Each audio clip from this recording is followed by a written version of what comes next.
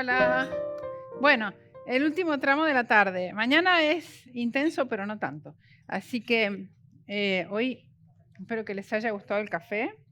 Vamos a nuestro último panel, que es también sobre infraestructura, pero más enfocado en infraestructura móvil, inalámbrica y móvil, que ya hemos visto varias cosas, pero este es más focalizado.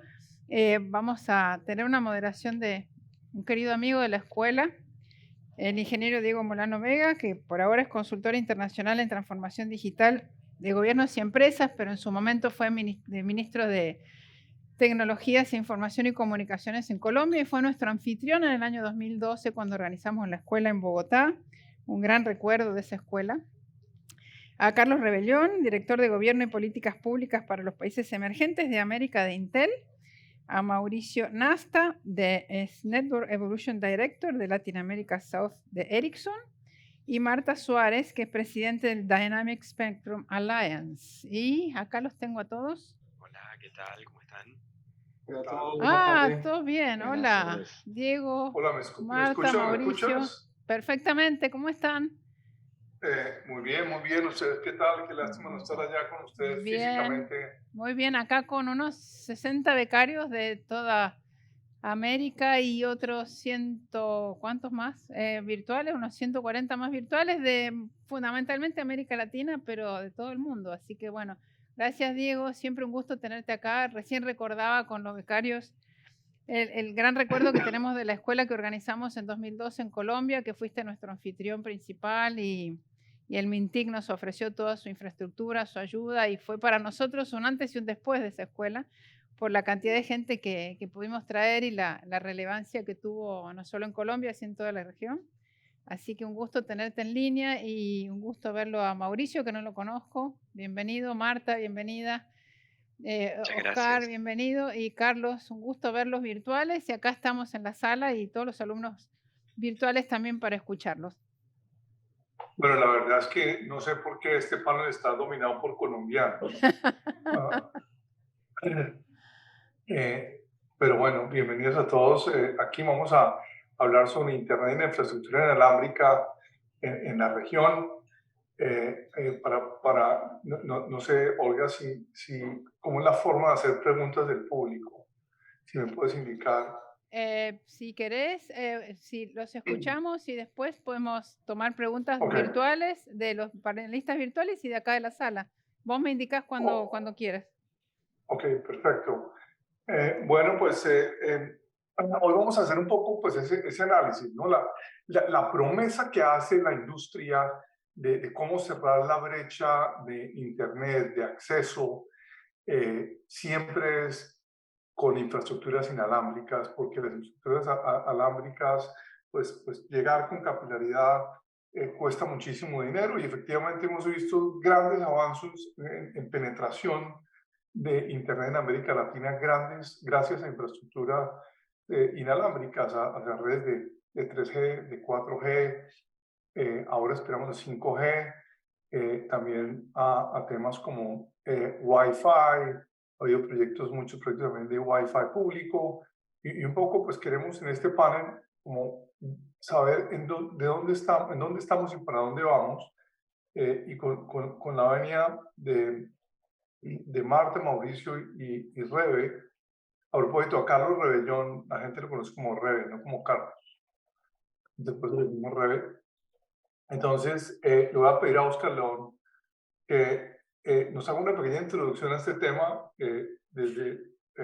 Carlos, Oscar es el director de la CITEL en Washington y tiene esa visión global. Nos puede hablar un poco de una manera neutral qué es lo que está pasando en la región en materia de infraestructura inalámbrica y cuáles son los retos que tenemos, Oscar. Hola Diego, buenas tardes y buenas tardes a todos. Gracias por la invitación justamente para que veamos lo que cada uno de los diferentes actores en la industria está pensando respecto a este tema. Yo tengo una corta presentación, estaba justamente escribiendo allí internamente para que me pudieran dar el permiso, el co-host para poder compartir pantalla. Permítanme un segundo y usted me confirma si la ven en ese momento. Sí, la estamos viendo. Ok, perfecto. Bueno, yo creo que lo primero, y tener en cuenta que hay una serie de becarios acá, creo que es importante tratar de homologar conceptos para que todos podamos entender la misma información que estaremos aquí hablando. Y es que a nivel internacional, en el momento en que se decide por parte de los países llegar a una serie de acuerdos y que queden plasmados en un tratado internacional al interior de la Unión Internacional de Telecomunicaciones, eso se hace cada 4 años en la Conferencia Mundial de Radio y es justamente a través de esas discusiones, preparaciones previas que se hace el llegar a acuerdos en las diferentes zonas del mundo y poder hacer las ya definiciones, acuerdos y llegar a a lo que queda plasmado en el reglamento de radiocomunicaciones. En las Américas es la región número 2 y justamente es la CITE, la Comisión Interamericana de Telecomunicaciones, la que tiene la reconocida, la que tiene la posibilidad de presentar y de alguna manera defender esa posición de América frente a Europa, a RCC, Rusia, a los árabes, a africanos, a demás zonas del mundo. Y dentro de ese proceso nos encontramos justamente en todos los grupos de estudio, en la preparación de los detalles de tener esos acuerdos interamericanos para poderlo llevar pronto a esas discusiones que tendremos ya el próximo año en la Conferencia Mundial de Radio. Y justamente mucho de lo que vamos a ver acá en la discusión de ese panel, de lo que está pasando con Wi-Fi 6, 5G, Internet de las Cosas y muchas de las bandas, las llevamos ya años discutiendo y tratando de llegar a algunos acuerdos a través de lo que se viene haciendo en la CITEL, en el Comité Consultivo Permanente, todo se llama esto. Y usted ve una fecha, justamente la próxima reunión va a estar muy próxima a final de este mes en Trinidad y Tobago. Ahora bien, respecto a los contenidos, siempre que se tiene una conferencia mundial se divide en unos temas que son los puntos de agenda, y esos puntos de agenda a su vez lo tenemos en diferentes subgrupos de trabajo. No voy a entrar aquí en detalle, voy a facilitarles posiblemente para que ustedes puedan entregarle a todos los becarios esta presentación. Y es para que tengan un poco más de claridad que está dividido en temas móviles fijos, temas de broadcasting o radio o televisión en el grupo 1 y los futuros trabajos en el grupo 5. Yo creo que son dos de los grandes subgrupos donde hay mayor cantidad de discusión en los temas. No voy a entrar aquí a detalles, pero para que ustedes de pronto lo entiendan dentro de ese trabajo que estamos haciendo. Ahora bien, respecto al tema de ya lo que compete este panel, hay algo importante y es las discusiones que tenemos en la industria por parte de la industria Wi-Fi y por parte de la industria celular. Y es justamente la banda de 6 GHz, que es para Wi-Fi 6. Yo creo que bien Marta o Carlos Rebe pueden contar detalles, pero creo que es importante entender que hay una discusión fuerte en el sentido de los 1200 MHz que hay en esta banda y es respecto si se utiliza la totalidad de la banda o si es una porción, como han hecho en otras partes del mundo que son solamente 500 megas. Y lo que ha dicho la industria de Wi-Fi, y ya Marta entrará a todos los detalles, es justamente que en la medida que no se tienen los 1200, no se va a tener la posibilidad de contar con la totalidad de los beneficios de una alta velocidad cerca a 1 gigabyte que se ha escuchado, y que se va a tener igual complicaciones respecto a lo que se viene teniendo actualmente también en los temas de congestión de red. Entonces, por temas tecnológicos, no entro al detalle de esto, pero interferencias de diferentes tipos hace que sea necesario justamente contar con canales más grandes, con un ancho de banda disponible más grande que permita tener esa posibilidad de velocidad alta en Wi-Fi. Pero a su vez, la industria móvil piensa y determina, ha definido que hay 3 tipos de bandas, las bajas, medias y altas. Aquí la banda justamente 6 gigas hace parte de las bandas medias y es donde ellos plantean que no puede ser la totalidad de 2200 para el Wi-Fi, que de pronto una parte de esos, pero que en principio no se puede tomar decisiones para que sea totalidad de Wi-Fi porque iría justamente en contravía del interés de la industria móvil de poder asegurar que se tenga o se cumpla con la estimación de la demanda de tráfico de datos y voz que se tiene en el mundo. Al final creo que va a pasar que aquí estamos haciendo una forma como de cuadritos y es tamaños de canales, no voy a entrar al detalle, es más para entender que se tiene la posibilidad de tener unos canales más amplios dentro de 6 gigas y en la medida que tenga un ancho de banda 2200, pues va a llegar a tener una capacidad de hasta 7 canales de 160 megas o 59 de 20, que son más pequeños, una velocidad un poco más baja, pero esto es para dar compatibilidad con los sistemas de Wi-Fi anteriores.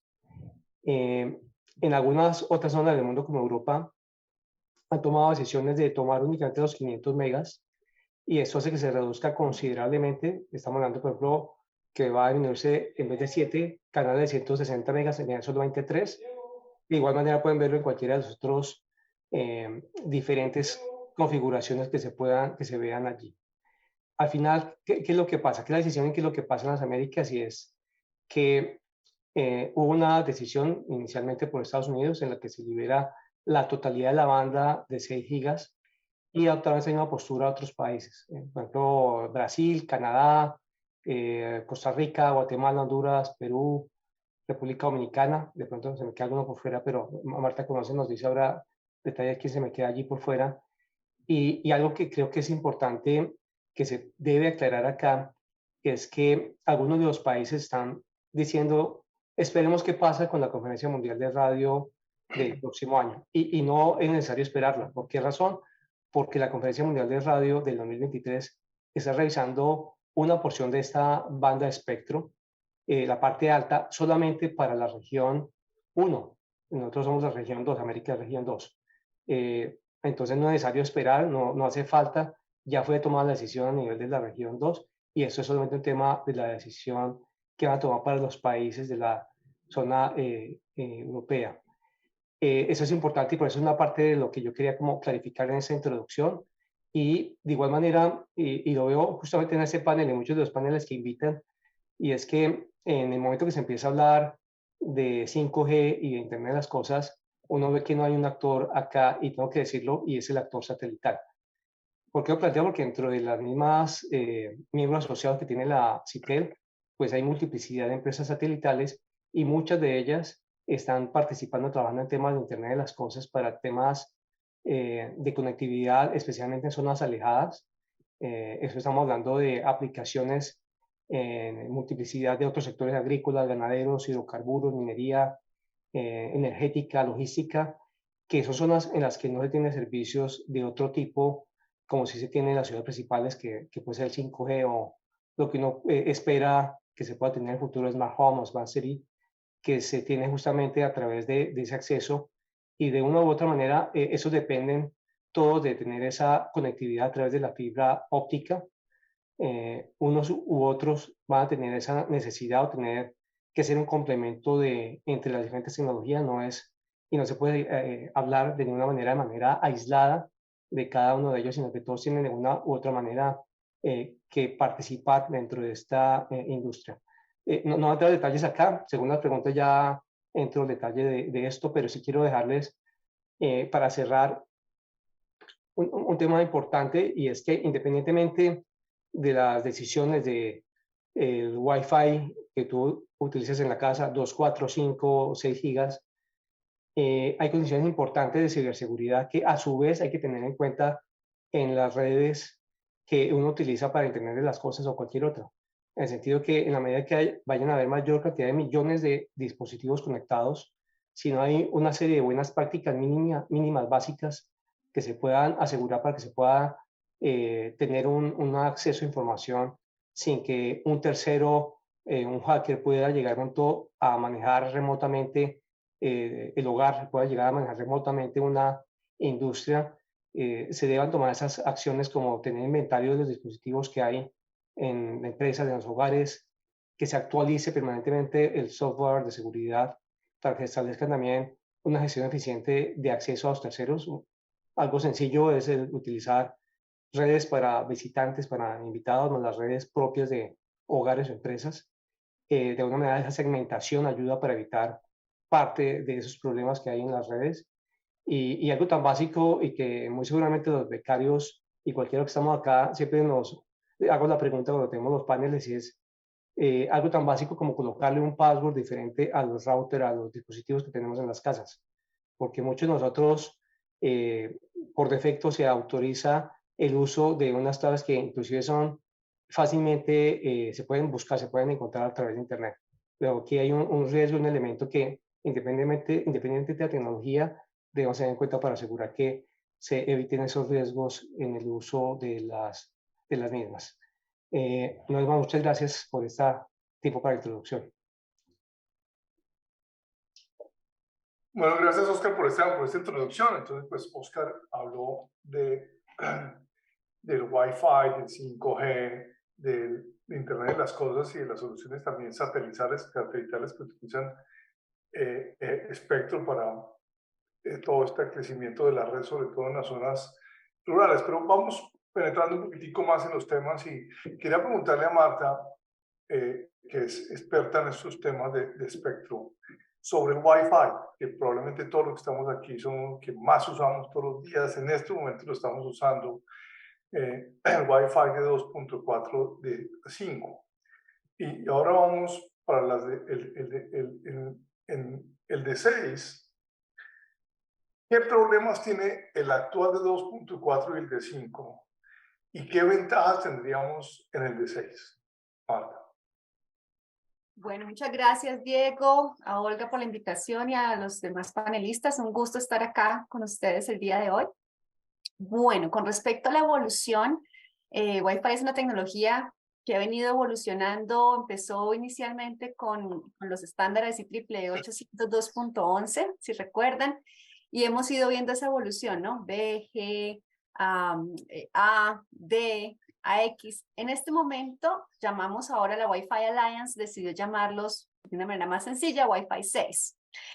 Este estándar más reciente de Wi-Fi 6 permite operar con canales de ancho de banda mayores, de 160 MHz. Ahí va la primera parte de la respuesta a lo que me dice Diego. ¿Por qué la banda 2.4 no es suficiente? Porque la banda 2.4 solo tiene 83.5 megas. Entonces no es posible en esa banda tener un canal de 160. Ahora, está la banda de 5 GHz. Cada país tiene alguna regulación diferente. Algunos países tienen segmentos para exteriores, otros para interiores, pero en general es muy reducido el espectro que permite tener estos canales de 160 MHz. En algunos países solo podemos tener un canal de 160 MHz.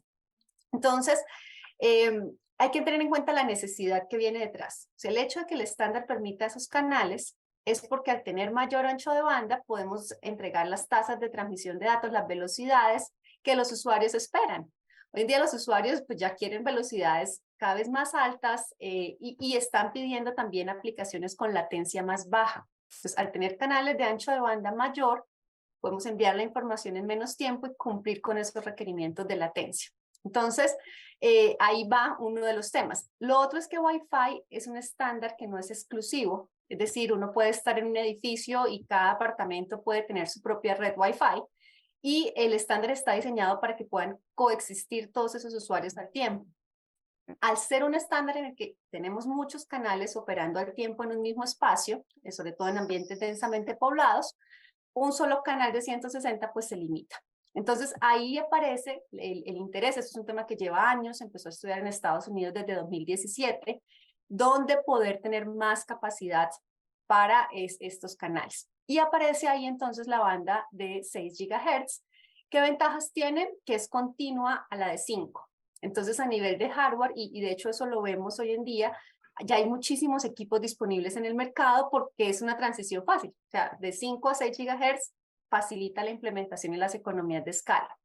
Permite 7 canales al tener toda la banda. Entonces eso, si ustedes se imaginan en un centro comercial, en un punto Wi-Fi gratuito donde llegan muchas personas a conectarse al tiempo, pues van a tener buena calidad de conexión. El problema, lo que hace Wi-Fi es que cuando son muchos usuarios, para no perder el servicio empieza a disminuir el ancho de banda de canales.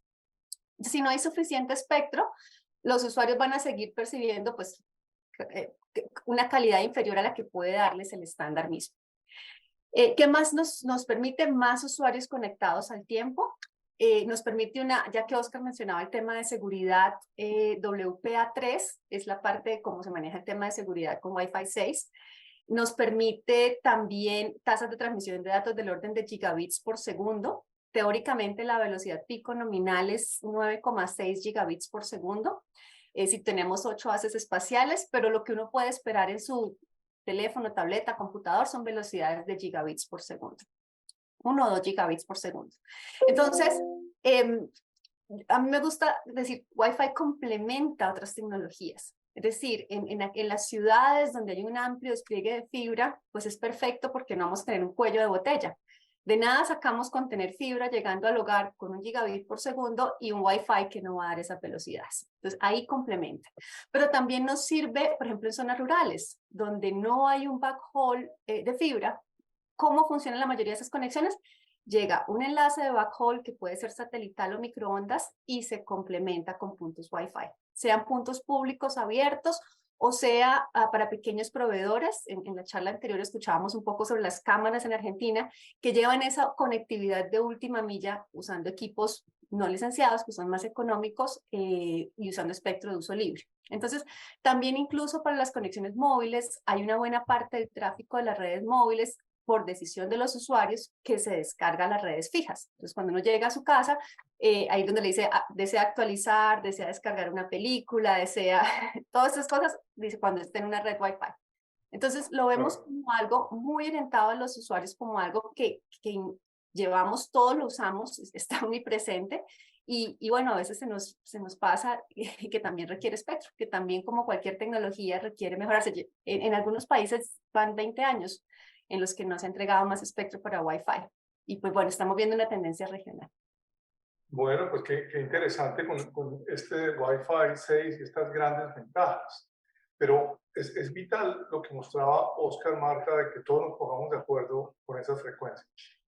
¿Qué pasa si no nos ponemos de acuerdo? Es decir, ¿qué pasa si las regiones toman decisiones diferentes sobre esta banda de 6 gigas? Van a funcionar. Es decir, si yo estoy en América y me voy para Europa con mi computador, con mi tableta, ¿me va a funcionar o no me va a funcionar? Y viceversa, ¿qué pasa si coloco un router que tiene toda la banda de espectro abierta, que lo compro en Estados Unidos, por ejemplo, y me lo llevo para Europa, en donde digamos que no hay tantos canales disponibles? ¿Qué pasaría? Pues aquí el hecho de que hoy en día Wi-Fi sea más económico comparado con otras tecnologías es precisamente por la armonización. Entonces, esa es la razón de peso. Es decir, hoy en día, bueno, y tal vez Carlos pueda dar más cifras, computadores, tabletas, vienen ya Wi-Fi incluido porque es algo masivo y global. En la medida en que la decisión no sea masiva, pues al final se nos incrementan los costos a los usuarios. ¿En qué sentido? En el sentido en el que al no ser producido global, lo mismo que, déjenme dar un ejemplo, cada vez que hacemos una banda armonizada para comunicaciones celulares, el interés es que sea armonizada a nivel global para poder tener esas economías de escala. Entonces, eso va muy de la mano. En este caso, el riesgo es no dar una economía global de esa banda para IMT, porque ya en la región 2, 90%, o sea, los 8 países representan más del 90% del PIB de la región. Y hay países que no van a cambiar su decisión. Entonces, aquí lo que afectaría al final es que los equipos no van a ser tan económicos. No tenemos el riesgo que pasaba en la banda de 5, que alguien dice, no, compro un equipo y lo conecto en exteriores, porque esa banda ya está siendo usada por satélites y por enlaces fijos. Entonces, para protegerlos, cualquier uso en exteriores requiere algo que se llama AFC, que es un control automatizado de frecuencias, y los equipos van a venir para operar de esa manera. Entonces, no va a pasar que uno compre un equipo y lo pueda usar en exteriores y lo use en cualquier parte. El riesgo es más, como usted dice, para nivel de equipos de cómputo, porque ahí sería un uso indebido del espectro. Se puede controlar el mercado local, pero si este mercado pues, global, obviamente, ahí habrían retos a nivel de equipos. Bueno, pues esto justamente hace que estas preguntas vayan para Rebe. Rebe, ustedes que están haciendo los chips para los computadores, Intel es una de las compañías que más produce chips para tabletas, para computadores. ¿Qué va a pasar con Wi-Fi 6? ¿Qué va a pasar? Ya están produciendo, ya están vendiendo los chips con Wi-Fi 6. ¿qué espero yo de mi computador? Es decir, ¿ya puedo ir al mercado y decir, compre el computador si tiene Wi-Fi 6 o no lo compro? Bebé. Silencio, Rebe. Gracias, Diego, y gracias a la Escuela Azul por esta invitación de nuevo y pues compartir con compañeros y ex compañeros de gobierno de país, porque ahora no todos vivimos en el mismo sitio. Este panel que está muy interesante porque de verdad hay mucho por definirse en el futuro de las comunicaciones inalámbricas y justo el futuro de las comunicaciones inalámbricas depende de todos esos elementos que han mencionado, de que seamos exitosos con el despliegue de Wi-Fi, de 5G, en ciertas condiciones, las tecnologías satelitales, etcétera, y de los backhaul que mencionaba Marta, que hay una frase muy famosa y coincide mucho con lo primero que dijo Diego, y es, se requieren muchos cables para una comunicación inalámbrica. Uno no llega con cables a todo lado porque sencillamente no es eficiente y en algún momento convertir las comunicaciones a inalámbricas nos da la movilidad, en el caso de 5G, 4G, nos da la compartición en el caso de Wi-Fi. Entonces, los países más exitosos son los que mejor saben combinar todas esas tecnologías. Y volviendo al punto, ya hay equipos de los más comerciales posibles en todo el mundo, y Latinoamérica no es la excepción, de Wi-Fi 6E, o sea, de este Wi-Fi 6 que utiliza toda la banda de 6 GHz. A ese Wi-Fi se le llama Wi-Fi 6E. Eh, Solo por dar números, pues hay ya más de 800 modelos a nivel mundial de dispositivos. Em, hay ya cerca de 100 diferentes puntos de acceso. Por dar ejemplos, cualquier computador Core de Intel de última generación ya trae un módulo Wi-Fi 6E, es decir, se podría conectar a la banda completa, como mencionaba Oscar, aprovechando esos 7 canales de 160. Entonces, ya el tema comercial no es un problema para el despliegue de Wi-Fi 6E, porque tanto hay computadores, tabletas, smartphones, televisores que se pueden conectar, como también ya hay los puntos de acceso o routers que pueden ir en nuestras casas, en la oficina, en un hospital, en una escuela, donde el uso del Wi-Fi sector educativo es casi que el que más intensivo después de los hogares usa el Wi-Fi. Diego mencionaba los Wi-Fi públicos, proyectos de Wi-Fi públicos. Hay algo que empezó hace mucho tiempo en Panamá, Colombia, ahora se ha regado, ahora hay en Chile, hay en República Dominicana, hay en Costa Rica, pues porque es la forma más económica de desplegar redes que luego vayan a ser compartidas en zonas donde probablemente la gente todavía no tiene acceso o no tiene el poder de compra para un acceso de suscripción. Entonces, a nivel de disponibilidad comercial ya está, y Wi-Fi 7 está a la vuelta de la esquina. Wi-Fi 7 el próximo año se reparte balota en la IEEE para definir el estándar global, y generalmente si pasa lo mismo que con Wi-Fi 6E, al año siguiente, es decir, en el 2024, ya habrá equipos con Wi-Fi 7, que además van a permitir 3 canales contiguos de 320, y eso va a habilitar unos casos de uso que antes con Wi-Fi eran imposibles, como temas de realidad virtual aumentada, video 8K y ese tipo de aplicaciones. Entonces, sí es muy conveniente que estemos en una región donde la homologación hacia la banda completa, puede que haya un par de países o algunos países que se desvíen, pero en términos generales la región 2 la estamos viendo hacia banda completa, y Europa está por definirse. Entonces tampoco soy tan pesimista con Europa, porque como en realidad no hay a la fecha un uso claro y cierto de la banda diferente a Wi-Fi y que pueda coexistir con quienes ya están en la banda, pues nosotros sí somos muy optimistas con que el desarrollo, el salto que va a dar Wi-Fi nos va a permitir romper un cuello de botella que se iba a empezar o se está empezando a generar con la llegada de 4G y 5G, y con la llegada de fibra a muchos lugares, sobre todo los más poblados, porque nos estaba mejorando el chorro hasta la casa, pero ya en la red de área local o en la red de la escuela o en la red del hospital, el Wi-Fi podría ser un limitante. Entonces, ya hay disponibilidad y lo que pasa, Diego, ahí es que obviamente el Wi-Fi se adopta más lento que lo que nos pasa con las redes móviles, porque las redes móviles se subasta el espectro, se despliegan las redes y los usuarios empiezan a suscribirse. En el caso del Wi-Fi, poco a poco, a veces ni nos damos cuenta, los operadores nos van cambiando los routers y nosotros a veces ya tenemos equipos que incluso permiten el Wi-Fi de última generación y a veces el usuario ni siquiera lo sabe. Entonces son procesos que tardan, a veces tardan 3 años en países muy rápidos, pero en países como los nuestros a veces pueden pasar 5 a 7 años mientras que todo el mundo empieza a hacer ese reemplazo de los routers de la casa, de la oficina y de sus propios equipos.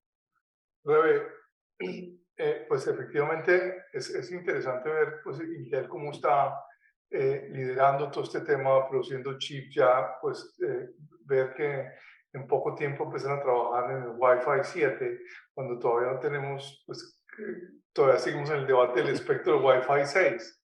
Pero no puedo dejar de pasar esta oportunidad para preguntarle sobre la realidad del mercado de los chips.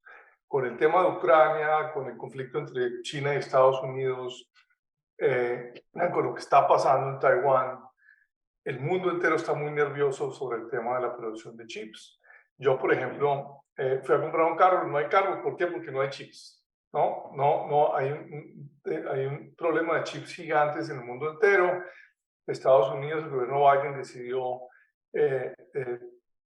poner dinero público masivamente para tratar de romper esa dependencia de la producción de chips tanto de China como de Taiwán. El mundo entero está preocupado por eso.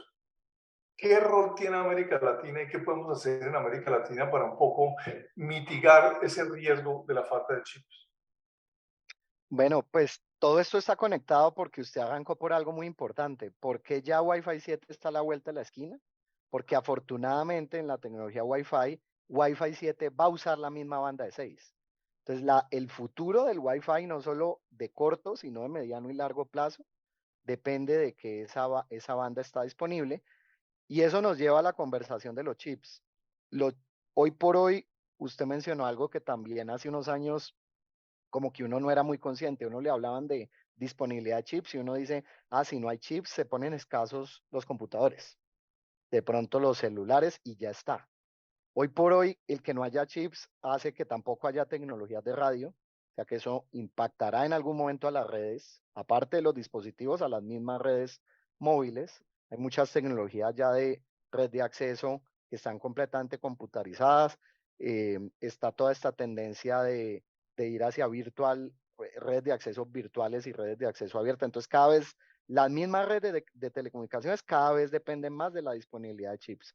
Además, industrias como la automotriz que usted mencionó, las industrias de defensa y aeronáutica dependen fuertemente del cómputo también, y a eso le tenemos que sumar pues toda la industria del entretenimiento, más, por ejemplo, industrias como la salud. Ahora mucho dispositivo médico, mucho procedimiento es automatizado basado en cómputo. Entonces, claramente una escasez de chips sí puede tener impacto transversal si se generaliza. Y efectivamente eso fue lo que pasó con la pandemia.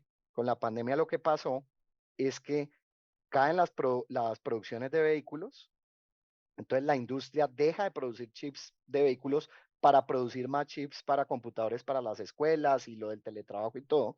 Y la industria automotriz se recupera más rápido de lo esperado y no había esa disponibilidad. Entonces todos los países se pusieron a pensar, Estados Unidos, Corea, en este momento hay Europa, hay muchas iniciativas como las que usted menciona de atraer fabricación o actividades, no necesariamente solo fabricación, que tengan que ver con la cadena de semiconductores para de alguna manera, si yo tengo algo de industria de semiconductores en mi país, estoy metido en la conversa como país y aporto algo a esa industria y me preparo mejor y apalanco mejor mis industrias locales. Desafortunadamente, la industria es muy costosa, es una industria de manufactura con altísimo I+D y pesada, y lógicamente lo que está pasando es que es una industria que se había movido casi demasiado a Asia, más del 85% de los chips hoy por hoy se producen en Asia, cuando en el pasado no era así. llegó a haber un momento en que era casi que mitad y mitad entre Américas y Asia, Europa con poca participación, y lo que se está tratando ahora de hacer con las iniciativas de Estados Unidos y Europa es atraer manufactura a Europa a Estados Unidos, se está logrando, para que a la vuelta del 2030 al menos el 30% de la producción mundial de chips no esté en Asia, sino que esté repartida entre Estados Unidos y Europa. Y ahí, y ya para concluir, aterrizo en Latinoamérica. ¿Qué rol juega Latinoamérica? Latinoamérica no tiene capacidades de producción como tal de manufactura, pero sí tiene capacidades en otras cadenas de valor, en otras partes de la cadena de valor, como el ensamblaje. En Costa Rica y en México hay ensamblaje de chips, algo en Brasil. Tenemos también algo de I+D y algo de validación. La validación de los chips es una etapa fundamental. Eso también se hace sobre todo algo en México, algo en Brasil, y algo donde uno ve futuro, y usted mencionó Ucrania. Usted estudió y desde el BID yo he visto que han hablado mucho del tema de la falta de talento en tecnología en Latinoamérica. Los chips no escapan a eso. Una cosa es un desarrollador de software normal para Java y aplicaciones web, móviles, pero por ejemplo, se necesitan muchos desarrolladores de software para compiladores, para lenguaje de máquina, que es necesario para todo el tema de validación de chips, para todo el tema de configuración de los chips en un equipo. Y de eso se va a necesitar mucho porque muchos de ellos han estado ubicados en Rusia, en Ucrania y todo. Y pues adivine qué, hay pocos en Latinoamérica, pero hay una gran oportunidad para el talento latinoamericano por los costos y por la facilidad de aprenderlo. La mayoría de esos ingenieros, de nuevo, están ubicados en México, algo en Brasil, hay algo en Colombia. Entonces, lo que se necesita y de pronto ha faltado es que gobiernos, por ejemplo, diferentes al de México o incluso el mismo gobierno de México de manera más decisiva, traten también de crear industria de semiconductores en la región, en esas partes de la cadena de valor donde hay oportunidad. Qué interesante ver este tema de los chips. Hay otro tema también importante que que América Latina puede ponerse de acuerdo. Es difícil, pero ponerse de acuerdo, y es también que tenemos poder de compra. Es decir, poder de compra, si unificamos el mercado, si tomamos, entonces, pues, obviamente los fabricantes de chips, demos la prioridad a estos señores que están comprando mucho y están comprando unificadamente de una u otra forma. Pero bueno, ya estamos cerca de la mitad del tiempo que nos dio Olga para este panel. Yo quisiera hacer aquí como un cambio de tercio. Hemos hablado mucho de Wi-Fi, pero quiero preguntarle a Mauricio sobre 5G. América Latina pues ha hecho un gran despliegue de 3G, un despliegue, no sé qué tan bueno, Mauricio nos dirá, de 4G y qué tanto se está realmente utilizando 4G y cómo está el 5G en América Latina hoy en día. Mauricio, bienvenido. ¿Qué tal? Buenas tardes a todos. Sí, es cierto. Han habido despliegues de todas las tecnologías, como bien mencionas. En el caso de 4G, o sea, 2G y 3G la conocemos por todos lados y por su amplio despliegue en toda Latinoamérica. Son tecnologías que todavía existen y que van a seguir existiendo. Tal vez con el correr del tiempo alguna de ellas comience a desaparecer. Ahora, sin embargo, con respecto a 4G, ha habido despliegues considerables, no al nivel tal vez de 3G, pero al empezar a desaparecer este tipo de tecnologías, 2G y 3G, 4G va a tomar un poco la posición que tenían esas otras tecnologías. Y 5G viene, como toda tecnología nueva, a cubrir sobre todo donde hay necesidad de demanda, de capacidad. Esto es típicamente en las grandes ciudades. Y también, como en el caso de 5G, tenemos casos de uso diversos, también es, digamos, importante tener en cuenta que no es solamente para cubrir la típica capacidad del mobile broadband que cubrían las redes móviles como caso de uso digamos, generalizado, sino que en el caso de 5G también tenemos nuevos casos de uso, con lo cual em, a pesar de que la concentración puede ser en las grandes ciudades al principio, también pueden darse casos donde los casos de uso se requieran en zonas remotas, y ahí también habrá 5G. No, como toda tecnología, les comentaba anteriormente, como toda tecnología nueva, comienza donde hay un principal foco de atención, ya sea de los consumidores y de los operadores, y luego se va expandiendo al resto de las regiones, ¿no? Yo tengo unos slides, no sé si quieren que los comparta o prefieren de alguna manera charlarlo. De alguna manera se comentan estas cosas. Vamos charlando para que nos rinda el tiempo, Mauricio. Pero justamente sobre este tema de 5G, digamos, ¿qué ventajas para una persona, para la tía Matilde que no tiene ni idea de tecnología, que no sabe qué es el espectro, qué ventajas tiene el 5G versus el 4G y el 3G? Bueno, en principio, un poco también es parecido a lo que comentaban anteriormente de Wi-Fi. La experiencia de usuario es totalmente distinta por el hecho de tener canales con ancho de banda más amplios, ¿no? Cuando hablamos de 5G, 5G puede utilizarse en distintas bandas de frecuencias. Las bandas de frecuencias que están siendo utilizadas por LTE pueden ser utilizadas también para 5G. Ahí la diferencia que vamos a notar es prácticamente muy poco.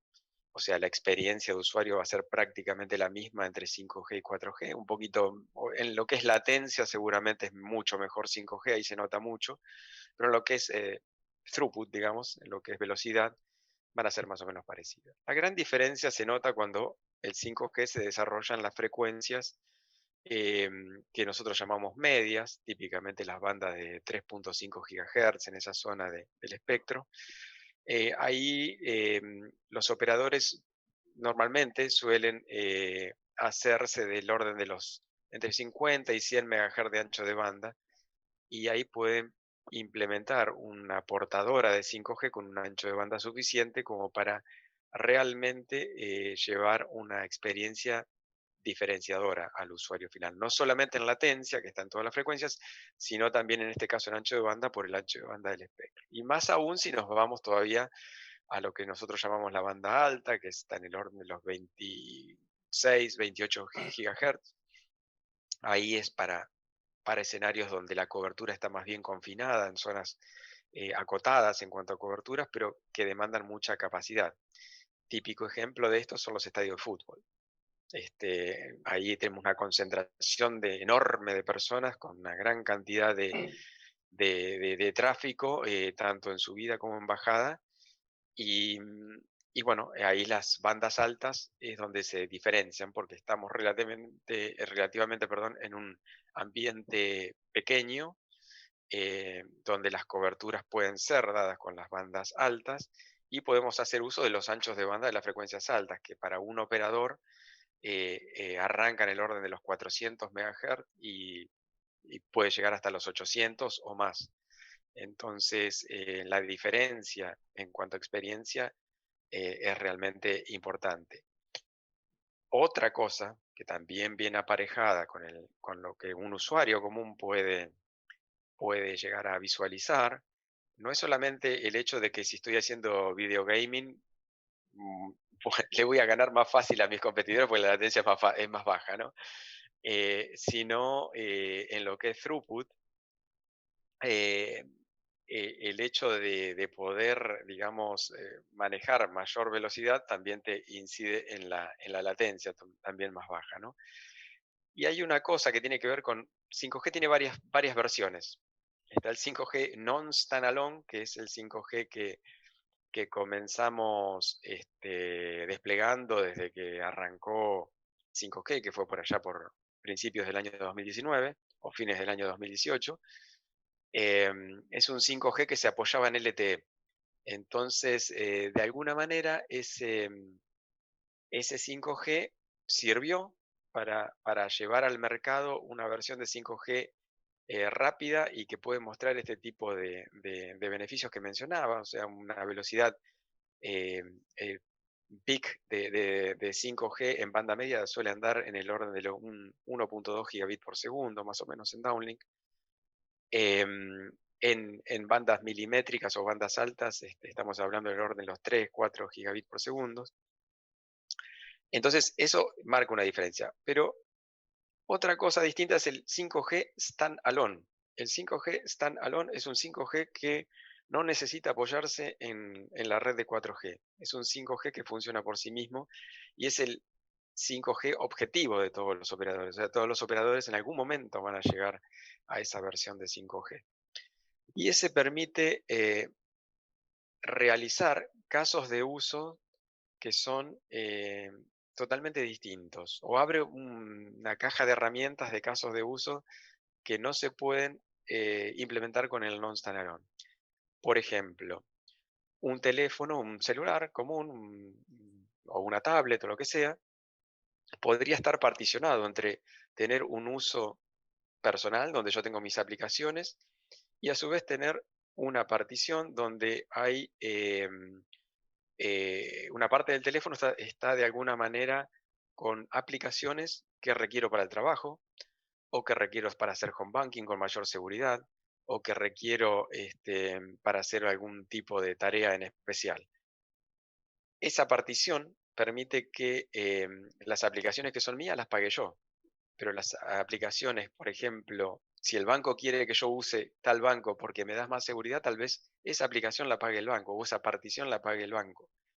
O si yo tengo, por ejemplo, típicamente en el trabajo, nosotros usamos Teams para comunicarnos entre nosotros. Y yo la uso y no pago ningún fee. La paga la compañía Ericsson a la cual trabajo. Bueno, algo similar podría pasar también en el mundo de los teléfonos. Si tengo que utilizar alguna aplicación para alguna cosa particular que le interesa a un tercero, ese tercero es el que va a pagar por el uso de esa aplicación. Entonces, se empiezan a modificar los modelos de negocios para el operador y digamos, la multiplicidad de casos de uso para los usuarios finales. Entonces, el usuario final lo puede observar como mayor throughput, como mejor calidad de video, como mayor velocidad para los que juegan el video gaming, por ejemplo, por poner una cosa clásica, pero también la puede visualizar en que hay cosas que tal vez pague y tal vez no pague en el futuro por Ok. usar. Interesante. Mauricio, América Latina, pues todos estamos a la espera de realmente que masivamente los países den este paso a 5G para que los usuarios tengamos lo que dices tú, mejor throughput, mayor velocidad, esa ilusión que tú dices es que vamos a tener velocidades de descarga de 1.2 gigas o hasta 3 o más gigas de descarga, pues entonces, wow, maravilloso, realmente buenísimo. Pero ¿cuáles son los factores de éxito de 5G? Si queremos que un país sea exitoso en 5G, ¿qué debe hacer ese país para ser exitoso, para lograrlo, para que la gente tenga 5G? ¿Cuáles son esos factores de éxito que debe tener un país para lograr 5G de una manera efectiva que le llegue a la gente? Ujú. Como siempre, el éxito de las tecnologías móviles en general se da por utilizar aquello que está con producción en escala, lo que hablábamos anteriormente, ¿no? Charlábamos en lo que Marta lo comentaba. Es importante la economía de escala. Para que haya economía de escala hay que usar los espectros que son homogeneizados en todo el mundo y en particular aquellos que tienen mayor escala. Al día de hoy es en lo que es 5G, lo que se llama la banda N78, que es la banda de 3.3 a 3.8 GHz. Ahí es donde se encuentra el mayor ecosistema de dispositivos, etc. En lo que es tecnología móvil, el éxito suele darse por el bajo costo del dispositivo. Si el dispositivo tiene bajo costo, los usuarios lo adaptan y después eso es una de las patas importantes a tener en cuenta.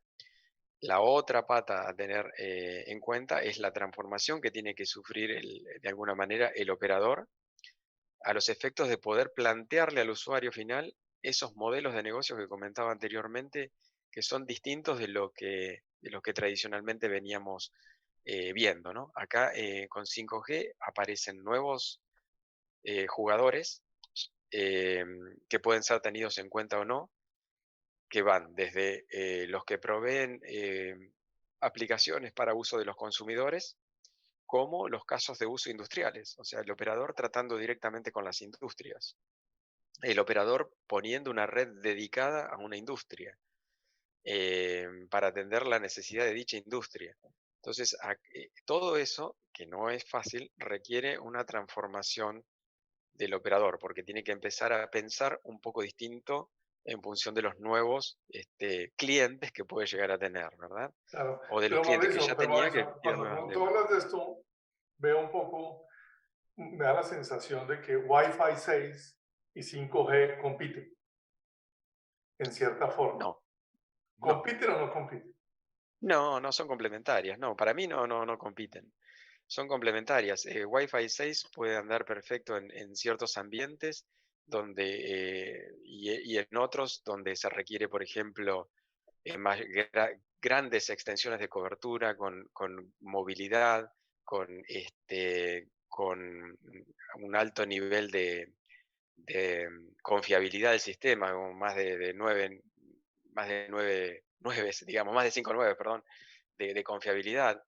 Em, en esos casos, tal vez la telefonía móvil o las tecnologías móviles es donde pueden desempeñarse mejor, ¿no? Entonces, yo creo que se complementan, no necesariamente una es competencia de la otra. Lo mismo que la fibra y la tecnología móvil para llevar el acceso a la última milla. Son complementarias en las ciudades, claramente es la fibra la solución, porque ya está tirada o porque el costo de tirarla no es tan caro, pero en las zonas más bien remotas, grandes, extensas, la solución es inmediata, incluso a veces hasta transitoria, hasta que llegue la fibra, es vía la tecnología inalámbrica, ¿no? Gracias, Entonces, Mauricio. son cosas complementarias. Gracias, Mauricio. Voy a seguir otra vez con Oscar León. Oscar, que ha participado en tantos procesos de asignación de espectro en el mundo, y subastas, y beauty contests, y todo ese tipo de cosas. Oscar, ¿qué otros factores de éxito existen para que un país realmente implemente 5G de manera eficiente? Yo primero cambiaría un poco la pregunta y no hablaría de 5G, yo hablaría en general el ingreso de la tecnología o la transformación digital en los países. Y lo primero que uno tiene que pensar es en, perdón, de qué manera es atractivo el país, porque al final son grandes inversores y los grandes inversores van a mirar si van a ir a uno, dos o tres países de Latinoamérica o a otros países diferentes, inclusive regiones. Y yo creo que lo primero que hay que hacer es asegurar que tiene un ambiente que es adecuado para que puedan entrar los que van a participar. Y esto no aplica solo para 5G o Wi-Fi, accesos satelitales de última generación, nuevas configuraciones LEO, sino en general de tener las condiciones adecuadas. ¿Y por qué me regreso a este tema? Porque inclusive en muchos de los análisis que estamos haciendo en la industria encontramos todavía que hay una gran cantidad de normatividad que es inclusive antes de la masificación del Internet. Estamos hablando de normatividad de hace 15, 18, 20 años.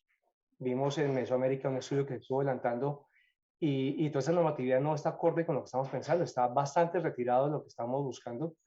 Y yo creo que lo primero que hay que pensar es de qué manera o bien flexibilizar parte de unas obligaciones, sobre todo hay una meta, un objetivo que siempre se ve que es común para los países, para la industria, para los gobiernos, y es tratar de llegar con las condiciones de cobertura, condiciones de velocidad, con la apropiación en el uso tecnológico en todas las zonas, inclusive las más apartadas.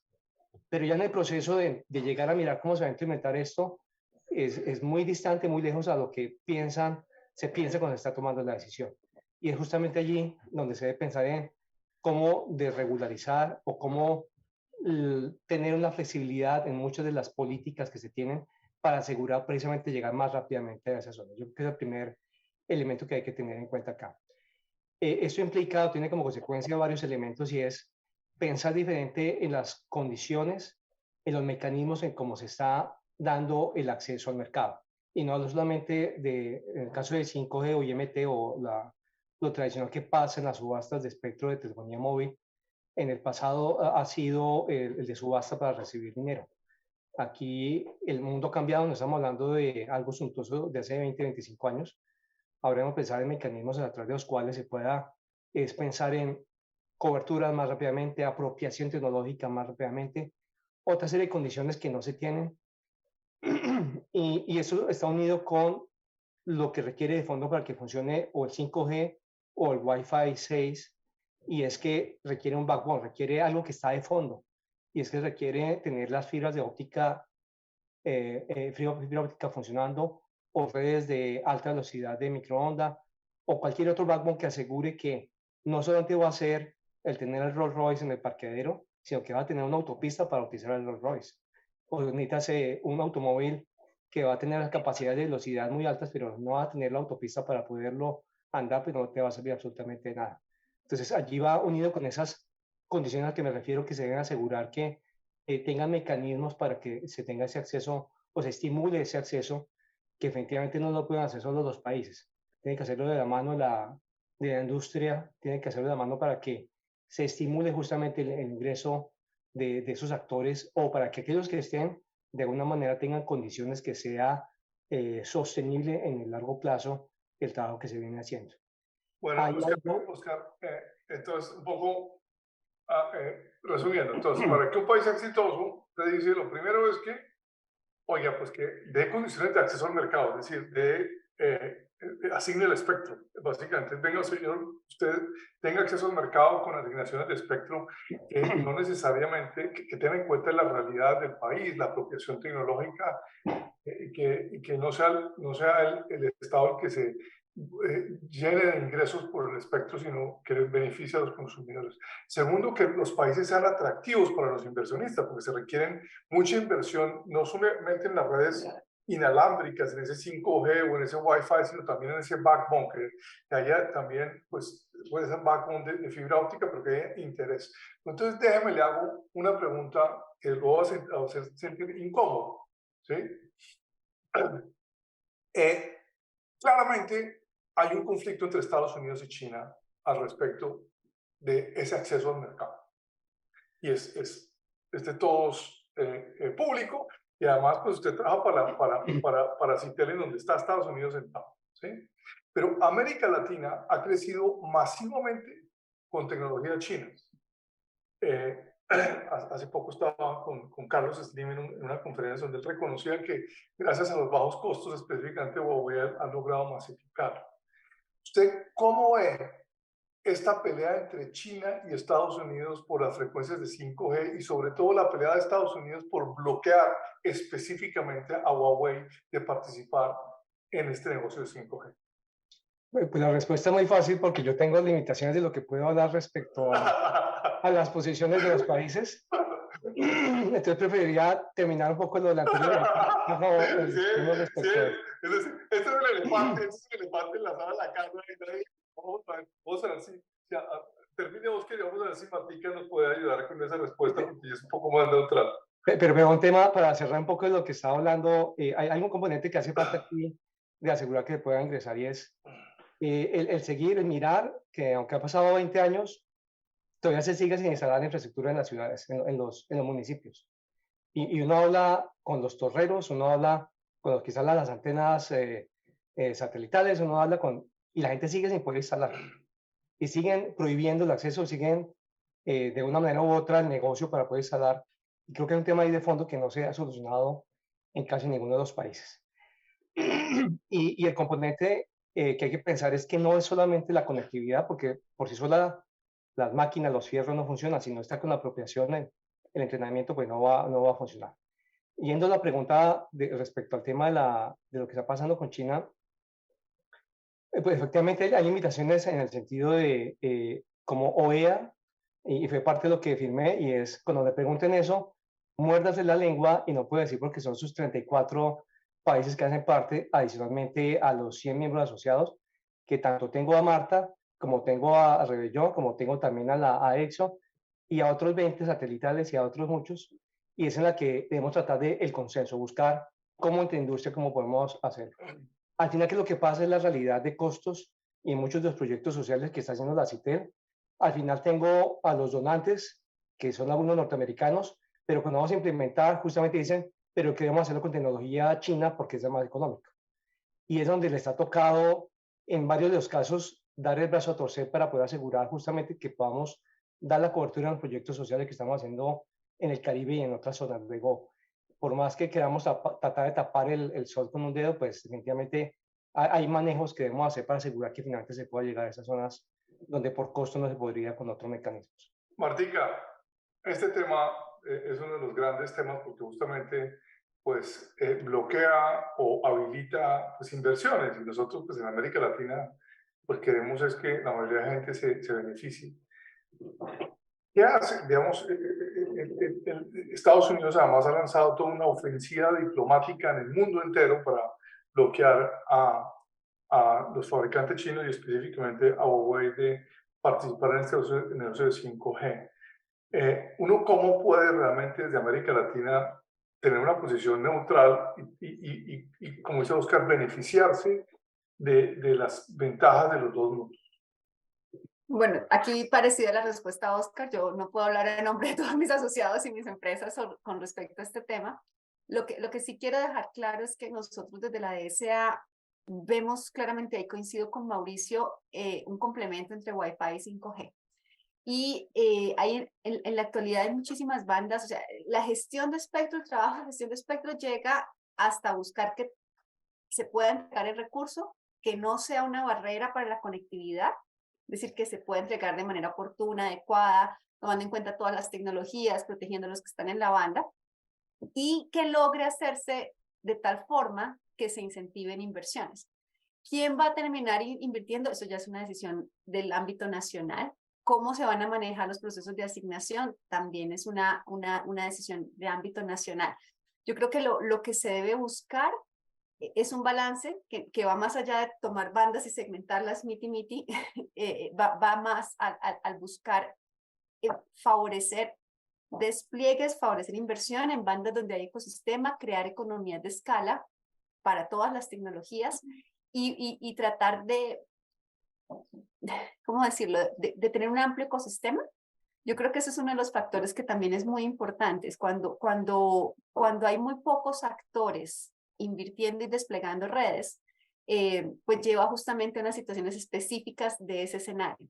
Si la gestión del espectro, y aquí viene un tema que está muy en boga ahorita con 5G, que es todo el tema de redes empresariales, lo que llamamos verticales, redes privadas, en todo ese tema, si se favorecen esquemas flexibles donde diferentes actores puedan tener acceso al espectro para poder desplegar sus propias redes o ser host neutros que se llaman, eso aumenta el ecosistema. Y en la medida en que se aumente, pues van a haber más partes que pueden invertir, van a haber mayores despliegues y se minimiza ese riesgo, digamos, de tener que terminar escogiendo entre blanco o negro o uno u otro. Creo que ahí hay que tener las políticas flexibles. Bueno, aquí nuestros panelistas no quisieron meter dedo porque son muy diplomáticos todos aquí.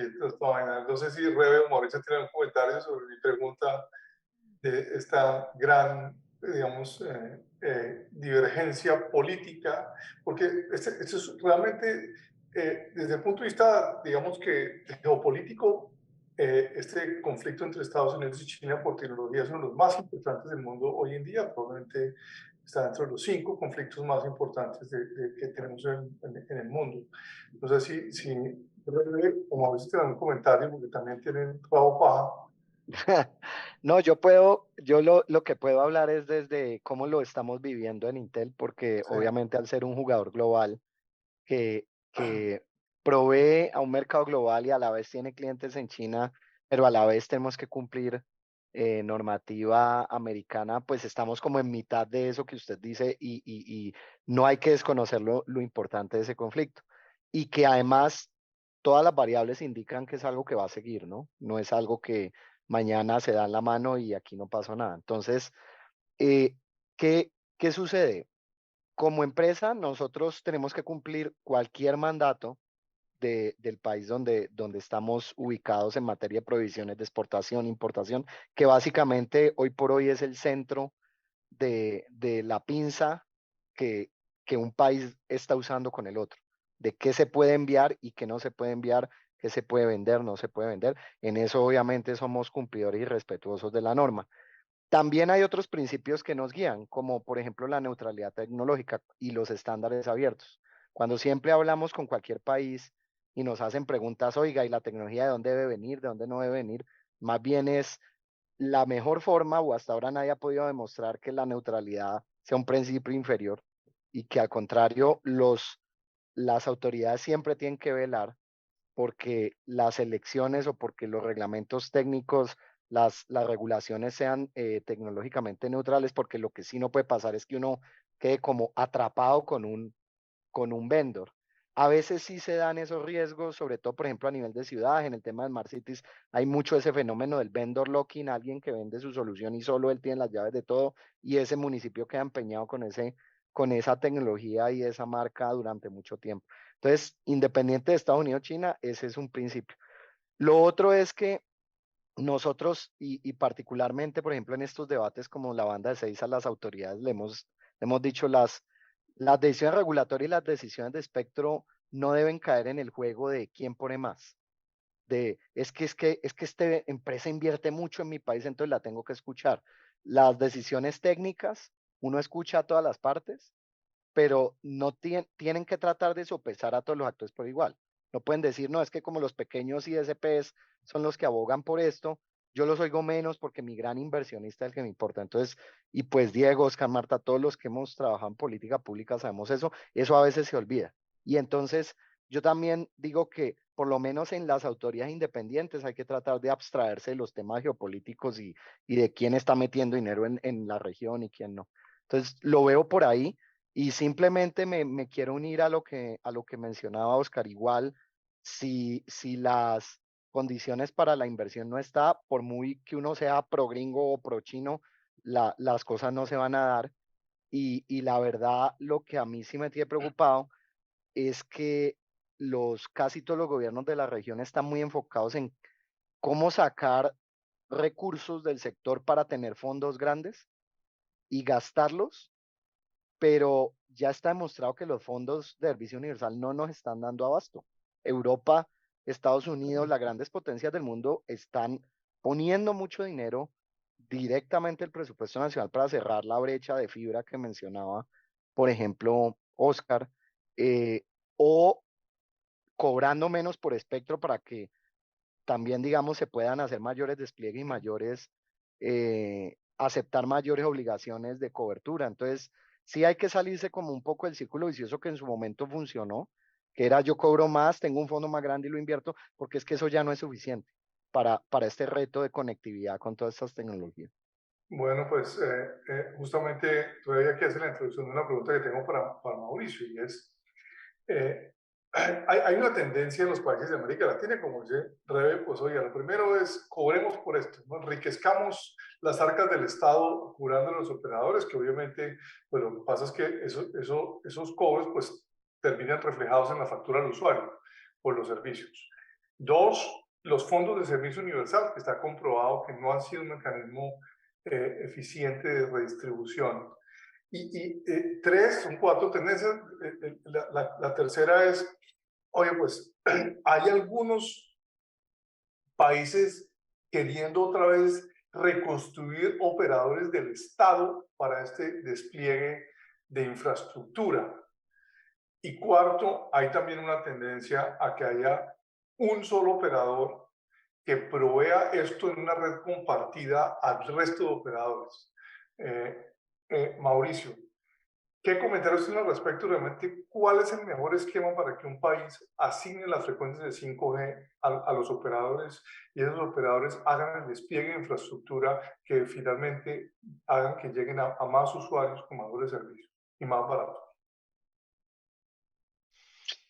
Y bueno, en realidad pasa un poco por lo que charlábamos anteriormente, ¿no? Que, que la licitación de las bandas arranque siendo no recaudatorio es algo importante, ¿no? Ese apunte más a la inversión más que al recaudar, ¿no? Ese es el primer paso que creo que la mayoría de los países, como comentaban anteriormente, creo que Oscar, están tomando. Ese ya es un gran paso. Luego, para cubrir las zonas remotas, va a depender de cada país y de cada situación en particular. Zonas remotas o zonas donde uno quiere acortar la brecha digital, tómenlo como quieran. Eso en general depende, es muy local. Cada país tiene sus propias formas de ver las cosas y sus formas de hacer las cosas. Lo que yo te puedo hablar acerca de lo que se ve a nivel global y a nivel global en general, la solución pasa por hacer la compartición del equipamiento y eventualmente del espectro, donde los operadores se ponen de acuerdo de alguna manera. En esta zona yo pongo el equipo, y usemos todos este equipo entre todos, y en otra zona lo pone otro operador, y así sucesivamente.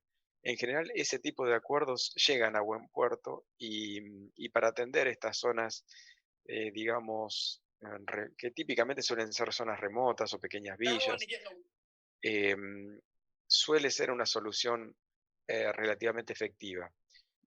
Requiere acuerdo entre los operadores, pero tampoco es de gran complejidad, sobre todo porque la tecnología ayuda muchísimo a que estas soluciones sean de fácil implementación, y con mucha variedad de colores en la forma de implementarlo.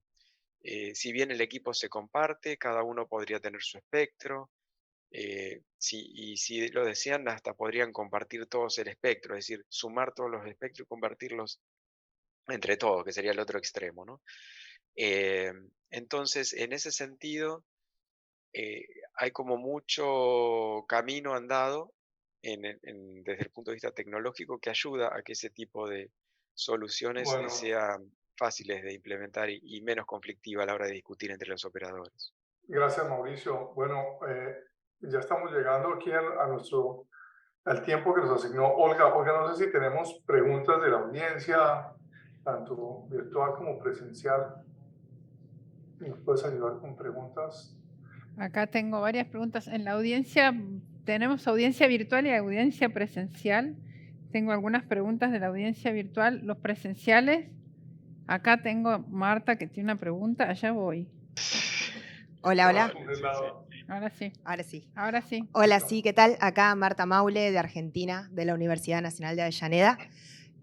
Un gusto. La he tenido a Marta de docente en cursos impartidos en la UIT, siempre tan clara. Es una genia.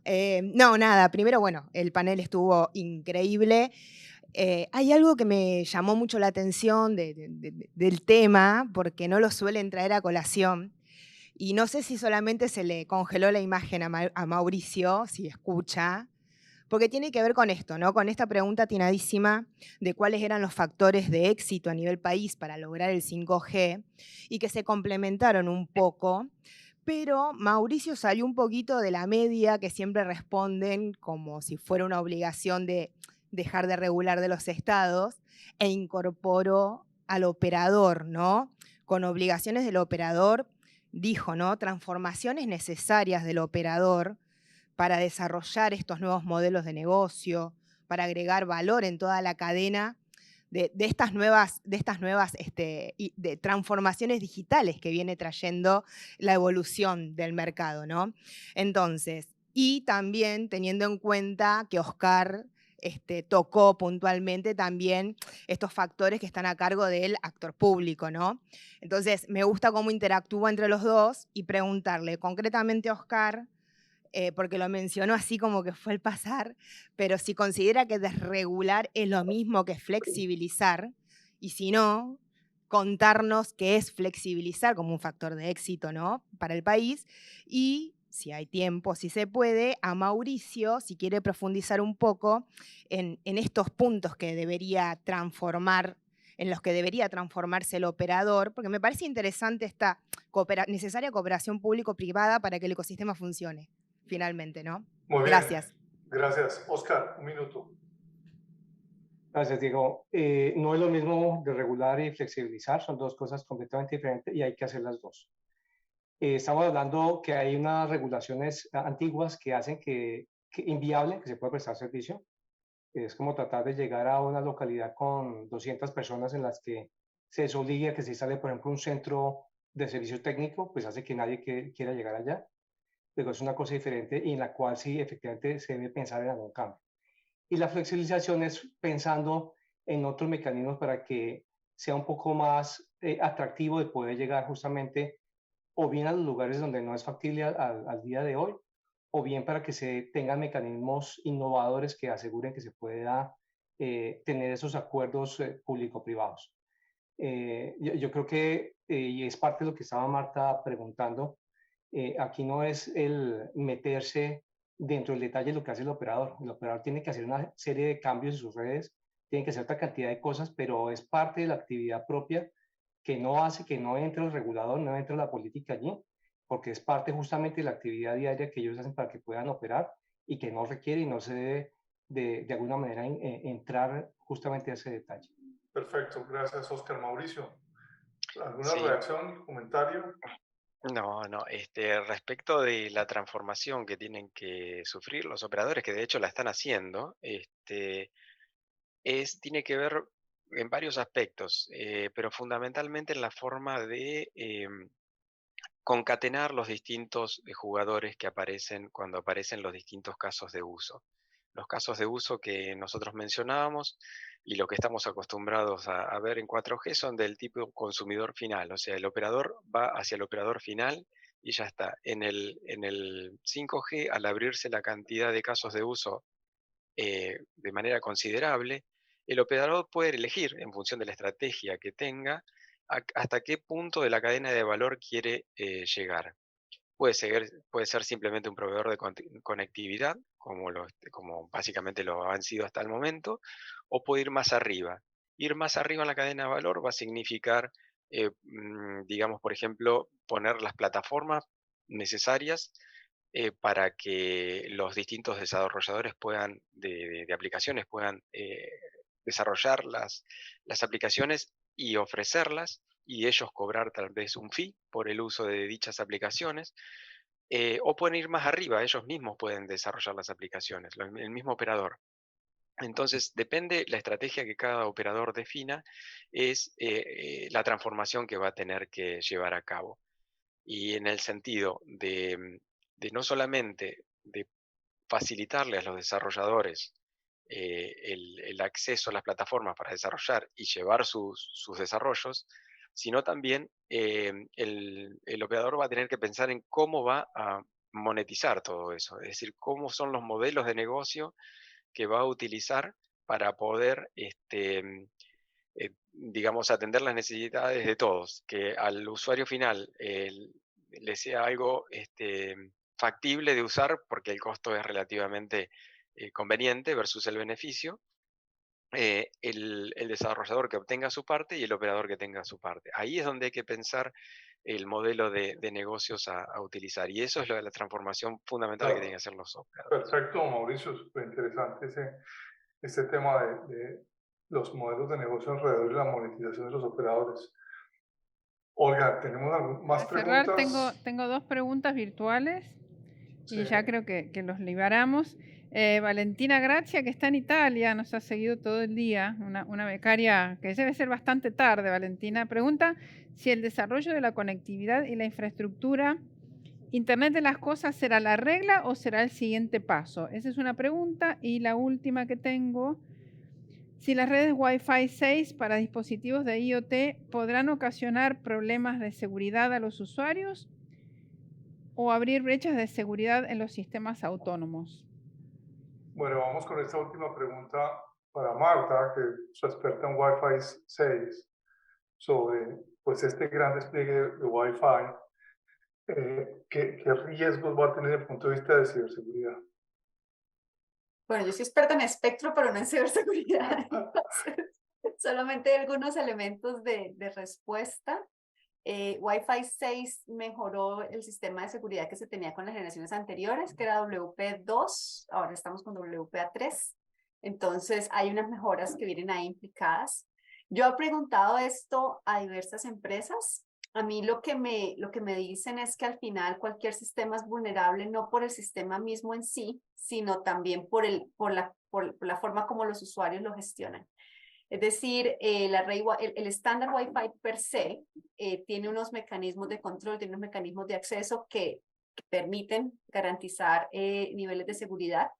Pero obviamente, ya Oscar lo mencionaba un poco, ¿no? Depende de cómo se usen estas redes, porque al no ser centralizadas, dependiendo solamente de un operador que las maneje o en un sistema tradicional, sino pues al poder ser espectro de uso libre, pues pueden haber diferentes cosas. Lo que también me han explicado es que al final lo que se busca atacar generalmente son sistemas información, o sea, digamos que parte de los ataques es a la información, entonces ahí depende también cómo el usuario usa estas herramientas, cómo lo configura, y al final no depende de la capa física de acceso, sino depende realmente en muchos casos de cómo se gestionan los accesos a nivel ya de aplicación. No sé si alguien más complementa. Muy bien, no sé si Rebe o la primera pregunta que tiene que ver con las redes de IoT, que si se va a volver la regla o no.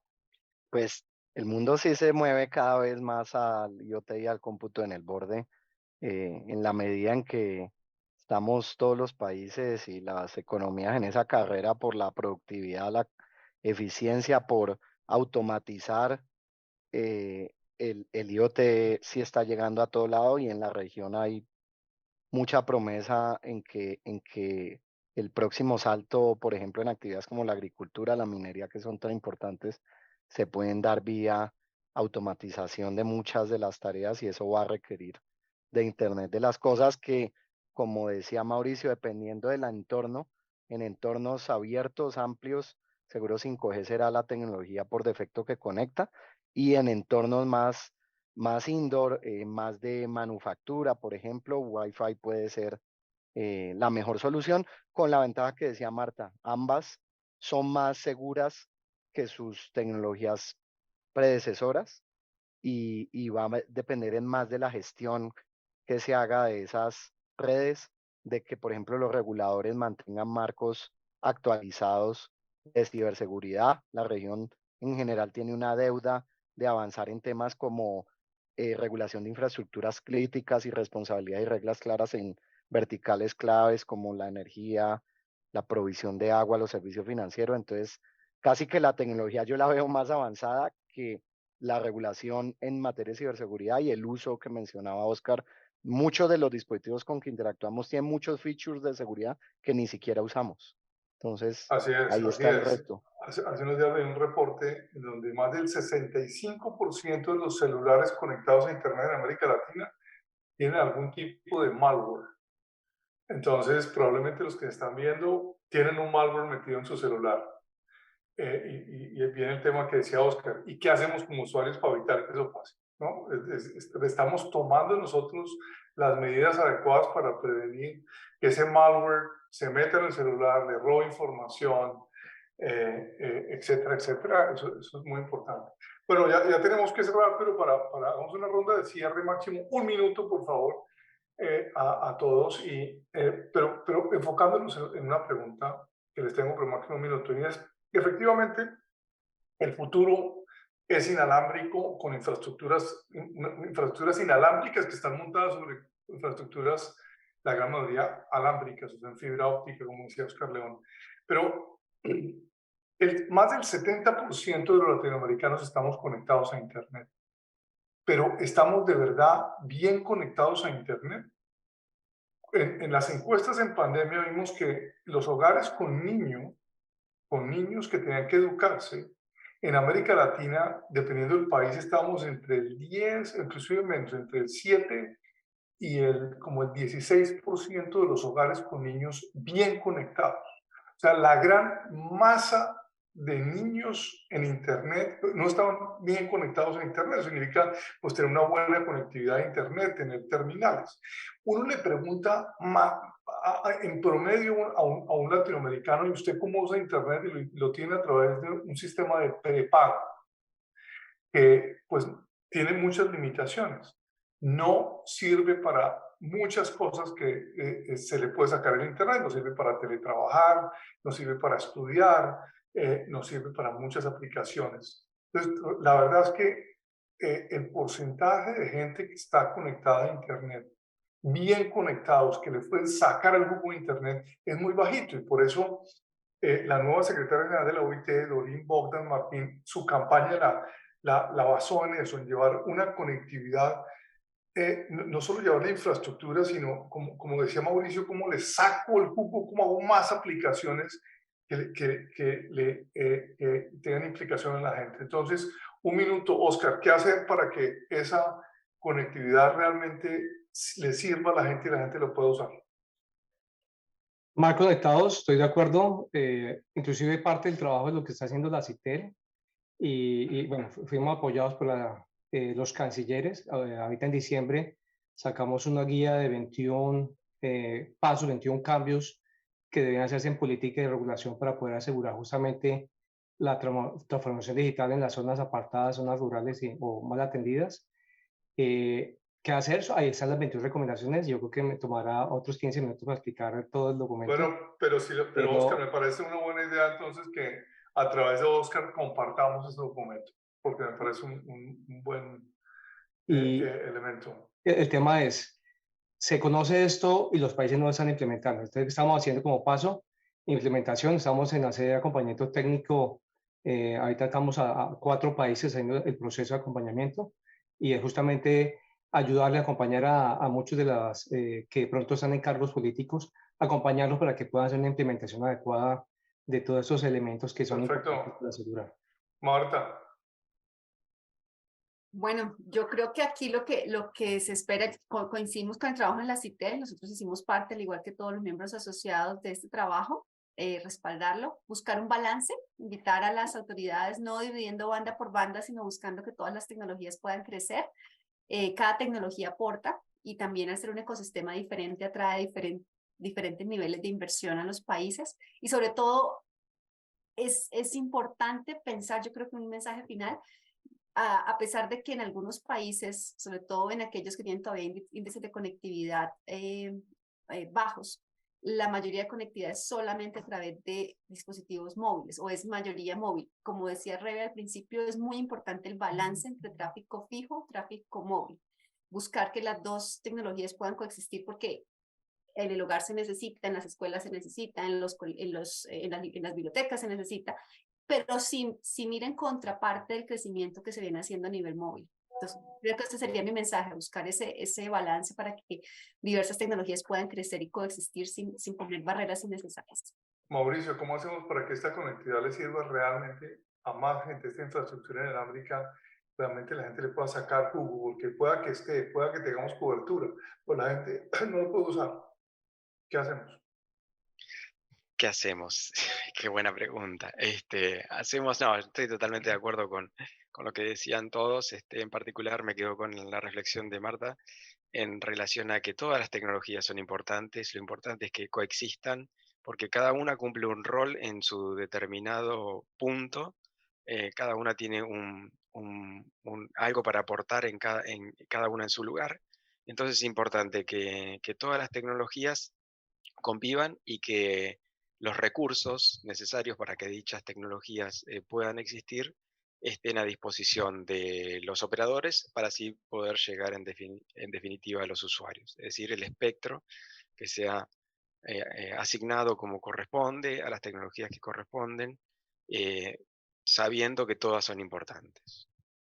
Rebe, despida por favor el panel y díganos qué vamos a hacer para que realmente esto lo podamos disfrutar más gente. Esto es un tema de que está ahí, está disponible. 4G está disponible, pero la gente no lo puede usar.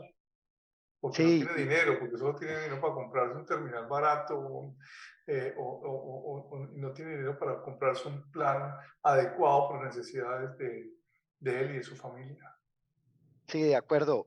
Yo creo que hay una primer premisa en la que partimos siempre en Intel y en las empresas donde la innovación prima y es que lo que nos trajo hasta acá no es lo mismo que nos va a ayudar a superar esos retos a futuro. Entonces, lo que nos trajo a los 70% de usuarios de Internet en la región con una mínima conectividad no va a ser lo mismo que nos lleve a conectividades robustas que permiten hacer tareas más complejas de productividad, de transformación digital.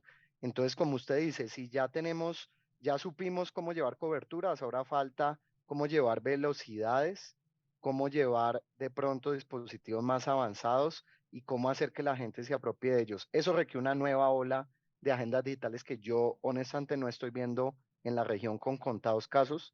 A mí me han gustado los avances que han hecho países como Brasil y Dominicana, que han entregado, se lanzaron a entregar espectro 5G cuando todo el mundo decía no se puede, abrieron la banda de 6 GHz, están promoviendo que no solo los telcos conecten, sino las empresas de energía, los pequeños ISPs.